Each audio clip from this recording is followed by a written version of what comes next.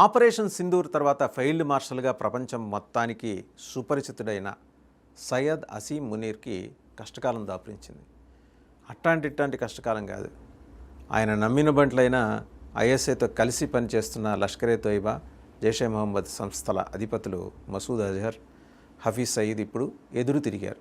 కారణం ఏంటంటే ఈయన అమెరికాని మాయలో పెట్టి తెచ్చుకుంటున్న డబ్బులు వీళ్ళకి రూపాయి ఎదల్చట్ల. వాళ్ళ పాకిస్తాన్ రూపాయలు కావచ్చు, డాలర్లు కావచ్చు, ఎదల్చట్ల. వీళ్ళనేమో పాకిస్తాన్ అనే ఒక మహోన్నతమైన దేశం కోసం అని చెప్పేసి మీరు ఉగ్ర కార్యకలాపాలు చేస్తూ ఉండండి, మీ వెనక మేము ఉంటాం. నిజంగా వెనకే ఉంటున్నాడు, ఎప్పుడు ముందుకు రావట్లా. వీళ్ళు ఈ ఉగ్రమోకలు భారతదేశం మీద దాడికి రావటం, అలాగే మన వాళ్ళు చావగొట్టి చెవులు మూస్తే అక్కడ వెళ్ళి చతికిలబట్టడం, చచ్చిన వాళ్ళు చచ్చిపోవటం, ఇది జరుగుతుంది.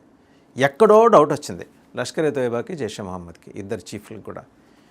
మునీర్ మనల్ని మోసం చేస్తున్నాడు, అమెరికా నుంచి నొక్కేసిన డబ్బులు ఏం చేస్తున్నాడు, ఆ పైసలు ఏం చేస్తున్నాడు, మనకి ఎందుకు ఇవ్వట్లేదు అని చెప్పి ఐఎస్ఐ చీఫ్తో మాట్లాడుకున్నారు వాళ్ళు.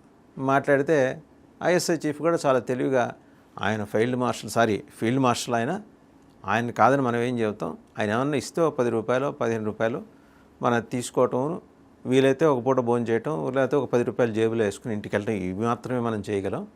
అంతేగాని నా దగ్గర అయితే పైసలు లేవు, నేను మీకు ఇవ్వలేను. ఐఎస్ఐ చీఫ్కి వీళ్ళిద్దరికి గొడవైంది, ఈ రెండు గ్రూపుల నాయకులకి మధ్య గొడవైంది అనమాట. అంటే పక్క దేశంలో ఉగ్రవాద కార్యకలాపాలకేమో తుపాకులు ఆయుధాలు వేసుకొని మేము, వాళ్ళు ఏమన్నా ఎదురుదాడికి దిగితే సావాల్సింది మేము, మాకు మాత్రం ఫైనాన్షియల్గా ఎలాంటి సపోర్ట్ చేయకుండా పోతారా మీరు అని చెప్పేసి గట్టిగా వేసుకున్నారట.